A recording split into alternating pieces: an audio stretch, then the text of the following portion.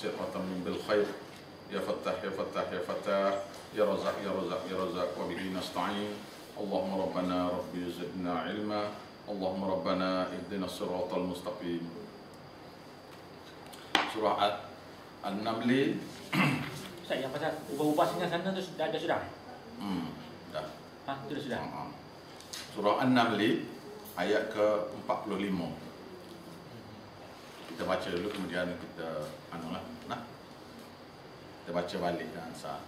Bismillahirrahmanirrahim. Bismillahirrahmanirrahim. Walaqad arsalna ila Thamud akhahum salihah. Laqad arsalna ila Thamud akhahum salihah. An i'budullah wa idza hum fariqan yahtasimun.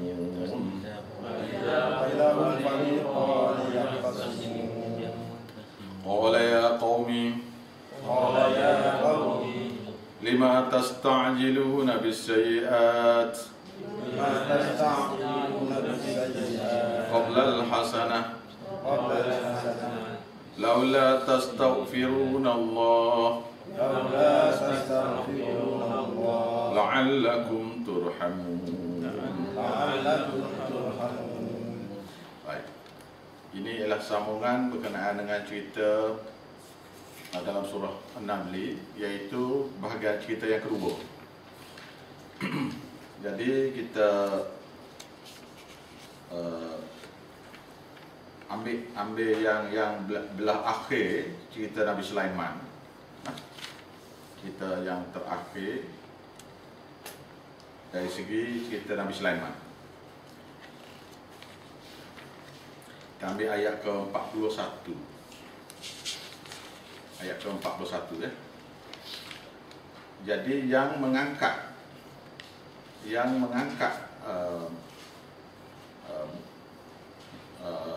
istana Balqis tu, mengikut setengah riwayatnya mengatakan istana Balqis tu jenis buat daripada kayu yang dipasang siap, setengah kata lah.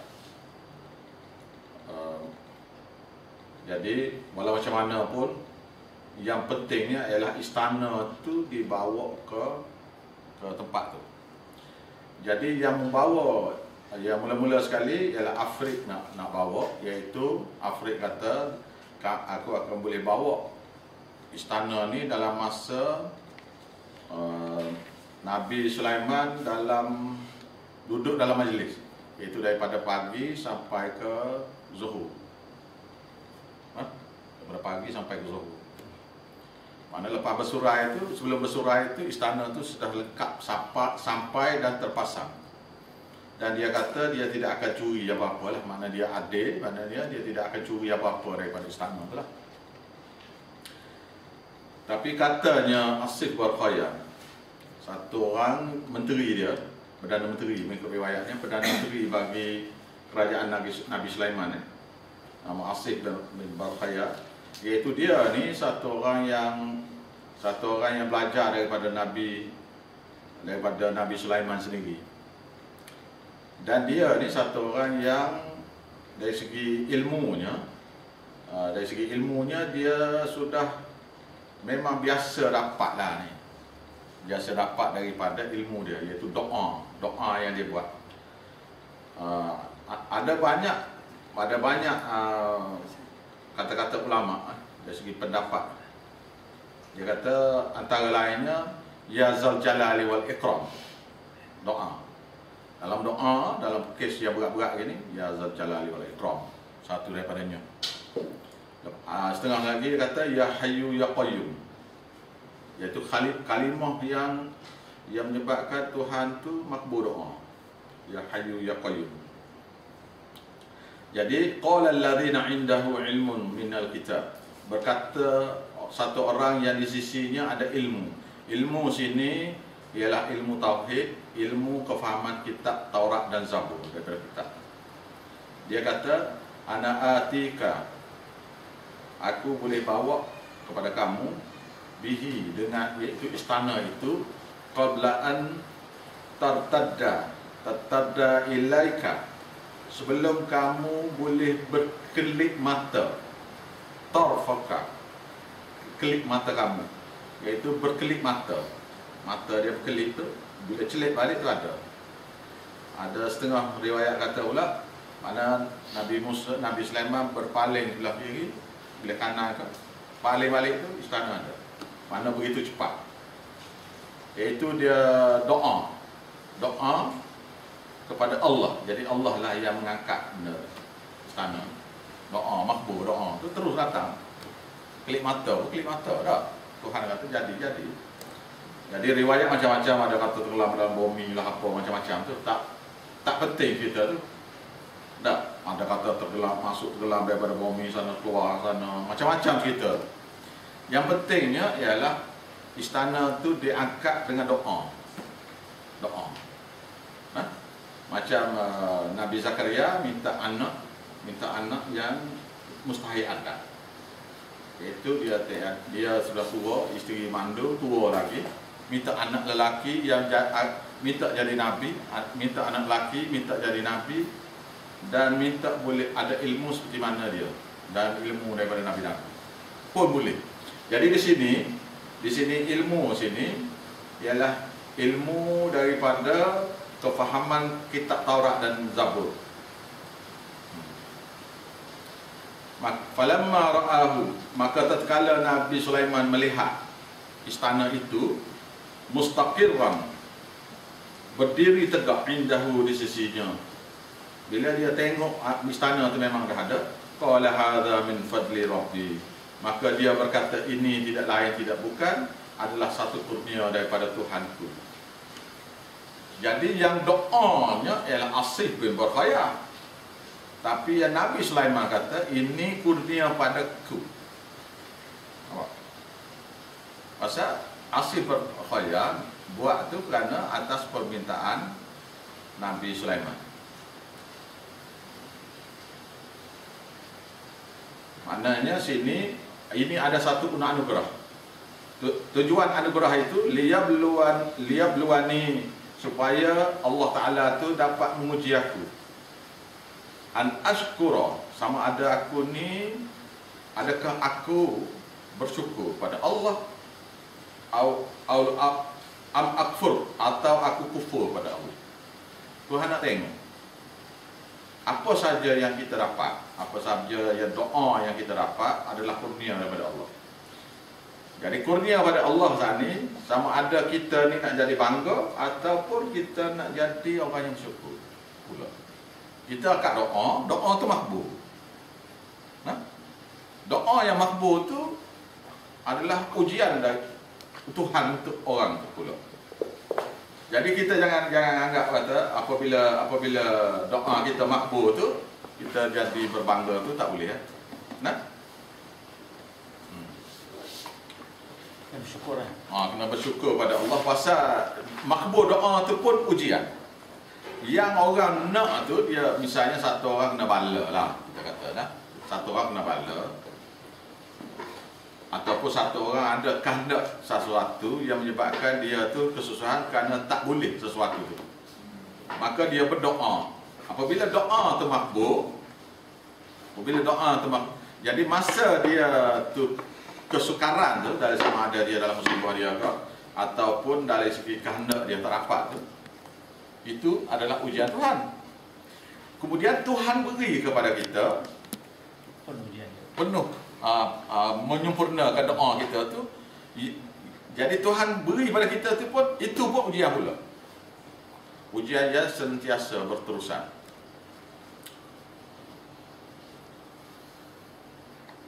Jadi selalulah macam orang macam saya ni, selalu dibanding-bandingkan dengan ustaz-ustaz yang masuk lah. Biasa gitu. Biasanya dibanding-bandingkan dengan ustaz yang glamour lah biasa. Itu pun ujian.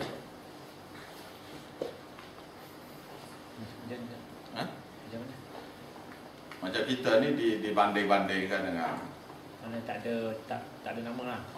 Banding-banding dengan ustaz-ustaz yang masyhur-masyhur. Itu pun yang orang kata kita tu pun juga ujian bagi kita. Sebab Tuhannya sama ada kita ni lakukan tabligh. Tuhan ni kita lakukan tabligh untuk Allah. Kita sebar agama, dakwah pada manusia tu. Tuhan tidaklah jadi makin kurus kerana terpaksa beri pahala kepada kita, bukan. Lepas tu manusia tak buat, Tuhan tu jadi makin gemuk pasal pahala tak diberi, misalnya. Tidak berlaku. Fa innallaha ghaniyun ankum. Allah Taala tu maha kaya daripada ibadat kamu.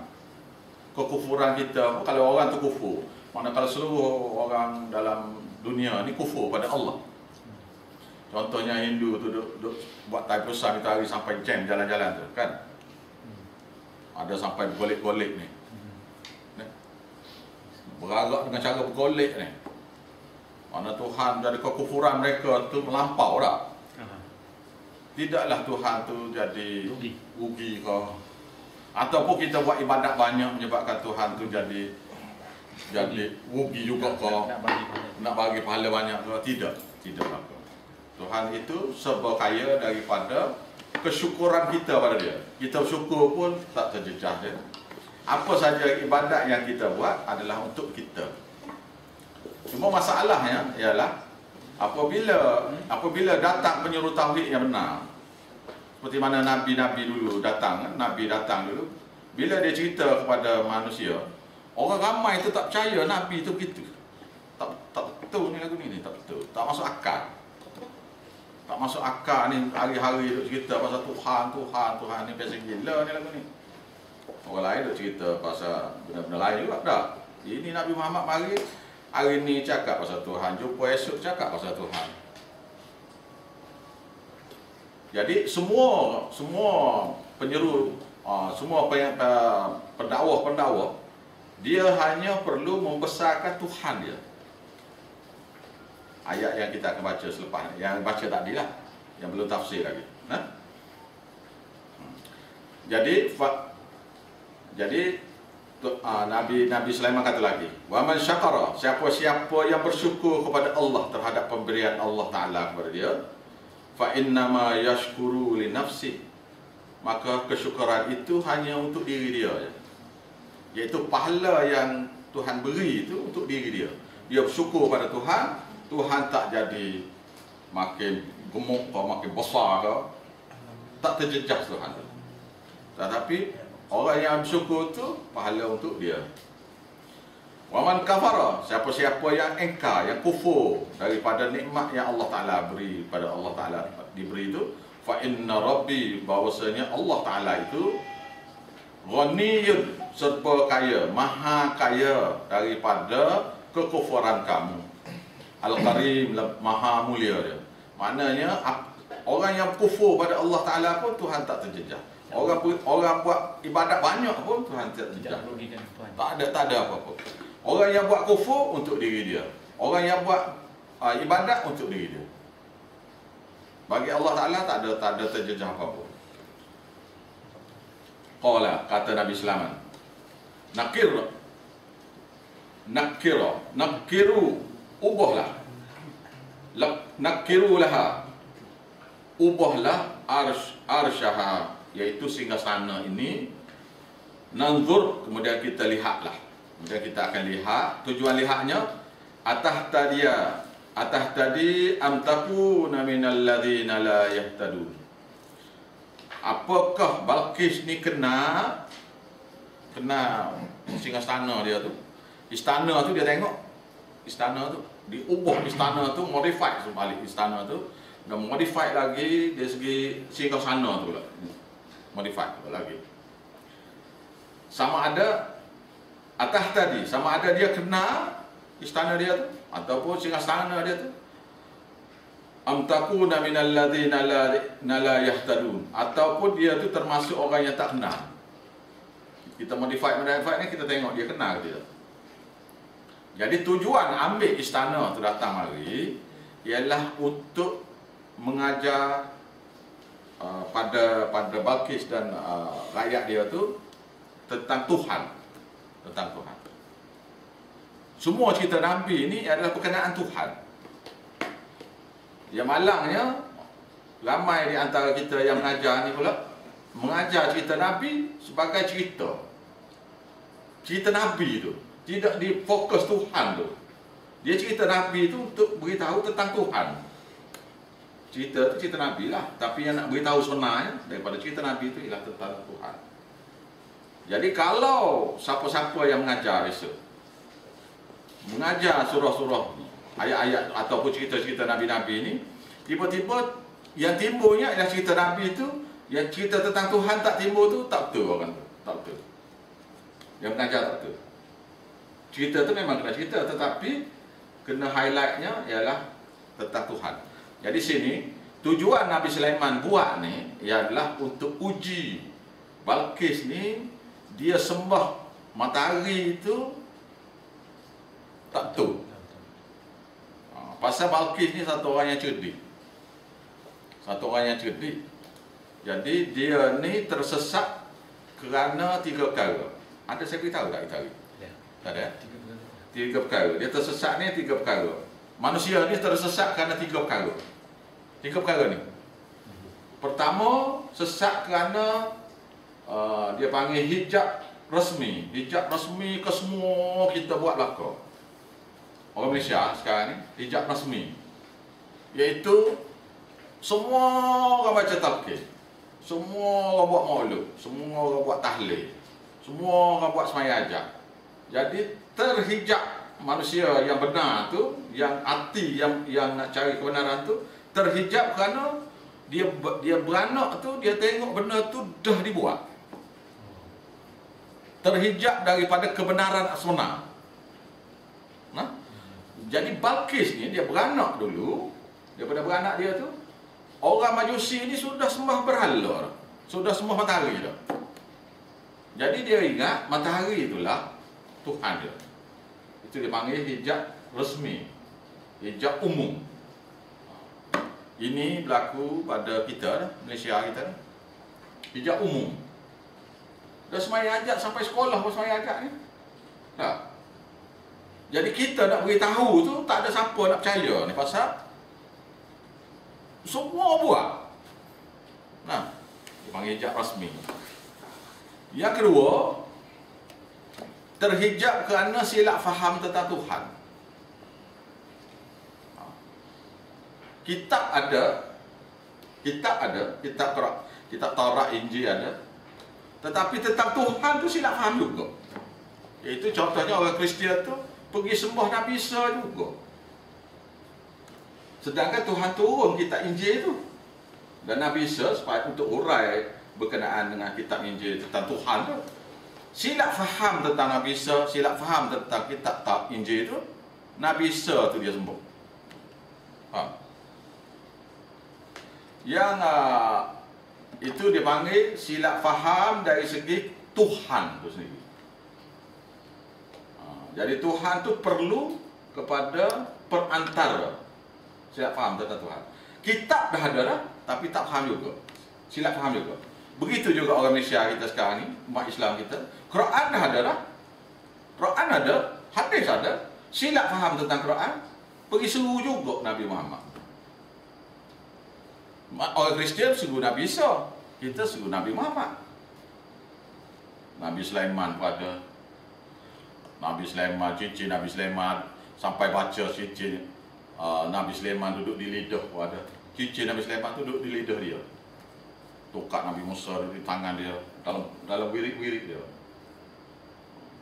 Awak tahu ni, nanti bila saya habis mengajar ni, kita akan baca wirid-wirid yang diajar oleh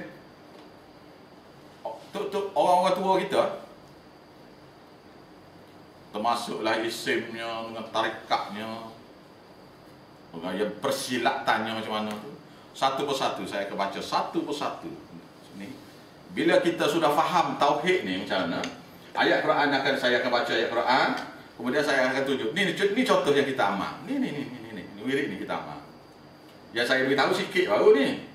Contohnya Fiqhul Hatim tu saya beritahu contoh sikit-sikit baru tu. Nah. Yang kata contoh tadi, yang saya baca tadi ialah isim bihofi tu ya tu.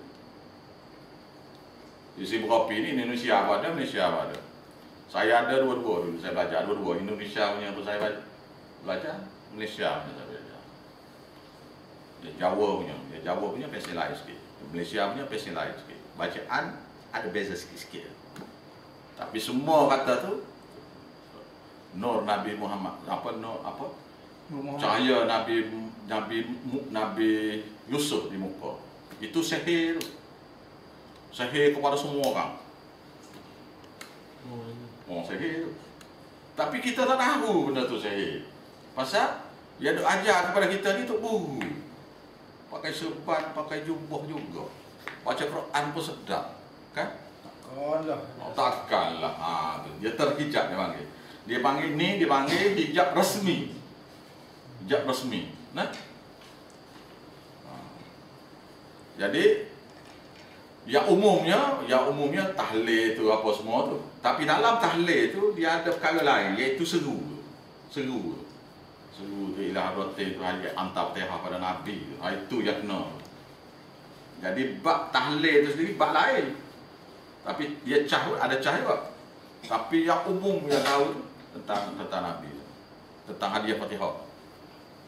Ustaz macam baca Yasin 40 kali semua tu Ustaz. Tak ada dalil ni masalahnya. Masalahnya apa saja ibadat kita buat ni Nabi yang ajar. Nabi yang ajar pada kita. Lepas tu dia ada satu lagi pula tok guru yang ajar. Ni masalah. Ayat Quran support. Tapi yang beritahu fadilat tu tok guru. Baca sekian-sekian banyak, pahala sekian-sekian banyak. Siapa cakap? Tok guru cakap. Jadi yang kita nak beritahu sekarang ni ialah tentang Balqis ni dulu. Nanti dulu lah. Kita tanya soalan sampingan lagi lah. Jadi Balqis ni terhijab kerana hijab resmi, iaitu dia beranak dalam kalangan orang Majusi. Sembah matahari. Jadi dia ada 3 perkara. Hijab resmi, hijab silap faham tentang Tuhan. Lepas tu hijab terhijab kerana lawan ayat Quran. Ayat Quran dibaca dia lawan.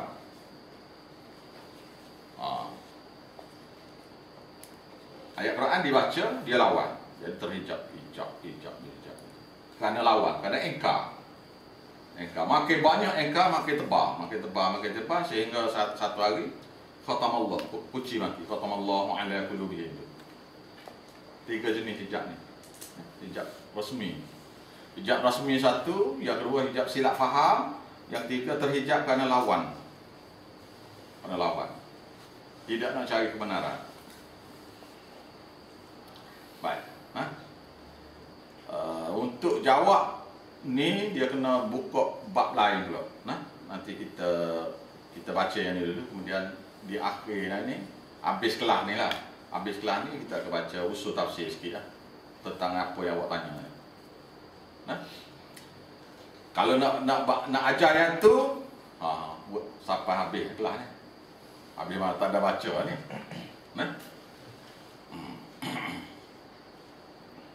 Falamma ja'at, maka tatkala raja tu datang, Raja Balqis tu. Qila, maka dikatakan kepada dia. Qila, iaitu Nabi Sulaiman katalah kepada Balqis. Ahakadha, adakah ini arshuki, singgasana kamu? Ki itu kalau dia perempuan, ki. Kalau ka lelaki, ki. Ahakadha arshuki, apakah ini singgasana kamu? Balqis pun jawab. Qalat, Balqis jawab, ka'annahu huwa, seakan-akan pesen istanaku. Seakan-akan nampak dia pesen tu supo aku punya, tapi ada lain sikit, ada baiki kan. Wa utinal ilma, dan kami telah diberi suatu ilmu min qabliha, sebelum daripada ini, sebelum pada kami datang ni kami sudah diberi ilmu. bahwasanya Nabi Sulaiman ni satu orang nabi lagi rasul. Ni juga. Ni maksudnya. Wa utinal ilma. Kami telah diberi suatu ilmu min qabliha, sebelum kami datang ni, iaitu bahwasanya Nabi Sulaiman ni adalah satu orang nabi lagi rasul. Dan maka dia pun kata wa kunna muslimin, dan kami semua ni adalah orang muslim. Dia muslim, dia mengaku dah ni, tetapi akidah kesemua sekali tu belum lagi. Tadi masih sembah matahari. Maknanya dia sudah tolak dah ni, dia sudah tolak dah. Cuma masih ada ragu-ragu lagi lah. Nah? Yang kata kami telah diberi ilmu tu. Dia kata beri ilmu Itu siapa tu, tidak ada? itu Asif Barkhaya kata. Perdana Menteri Asif Barkhaya ni ialah Perdana Menteri bagi Nabi Sulaiman. Nah? Yang wa'udina ilma ni siapa cakap Ustaz? Masih Balqis lagi. Apa saja Yang ni Balqis saja jawab ni. Dia kata Yang ni kami telah diberi ilmu tentang Tuhan ni. Qabli hadza, sebelum kami datang, kami telah diajar bahawasanya Nabi Sulaiman ni gini Tuhannya gini. Dia belajar dah. Sebelum pada mari ni sudah diberi dah ilmu tu. Maka dia pun kata wa kunna muslimin, dan adalah kami sekarang ni mengaku serah diri, mengaku masuk Islam. surrender lah. Surrender dah ni. Serah diri, mengaku serah diri, masuk serah diri kepada Nabi. Jadi serah diri di sini ada setengah kata serah diri kepada Allah, iaitu mengaku sebagai Islam. Setengah kata serah diri kepada Nabi Sulaiman. Baik. Jadi walau macam mana pun, maksudnya ialah dia dari segi tauhid itu tidak 100% lagi. Nak lawan tak boleh lawan ni. Ni nabi lagi, rasul lagi, raja lagi, 3 perkara. Lepas tu bukan setakat tu, tentera dia tu jin pun ada. Orang lain tentera dia manusia, dia tentera jin pun ada. Nah? Qila laha, maka dikatakan kepada dia, iaitu Nabi Sulaiman kata kepada Balqis. Qila laha, maka dikata kepada Balqis. Ketiga Ustaz, wasaddaq bil wasaddaq. Ada dia. Wasaddaha, maka telah terhalang dia. Ayat sebelumnya tertinggal satu baris. Makanat, apa yang dia ta'budu min dunillah, terhalang dia, telah menghalangi dia apa yang dia sembah selama ni selain daripada Allah. Mana nak terima Islam sebenar tu belum lagi. Ada juga lah percaya ni matahari ni ada kuasa ni sikit-sikit lagi lah. Tak yakin lah. Tak habis lah. Nah, maknanya boleh jadi dia ni serah diri ni kerana tak berani nak lawan. Kerana Nabi Sulaiman ni tentera besar. Tak nak kena mari juga mengaku. Tapi Tuhan kata wasaddaha, telah dan menghalangi dia sini ialah Balqis. Makanat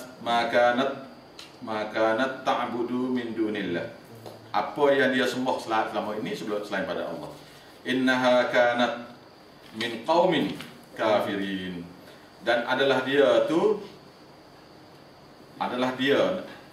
sini ialah Balqis tu min qaumin, adalah bagi daripada kaum ya kafir. Kaum kafir. Maknanya apa yang disembah dulu Ustaz Dulu. menghalang dia daripada Dia terhijab kerana hijab rasmi. Maknanya nak tak percaya macam mana semua orang duk sembah matahari belaka ni. Macam kita ni lah. Macam mana? Tidakkah awak nak cerita tentang tahlil yang orang marah belaka? Tak. Pasal semua orang buat belaka.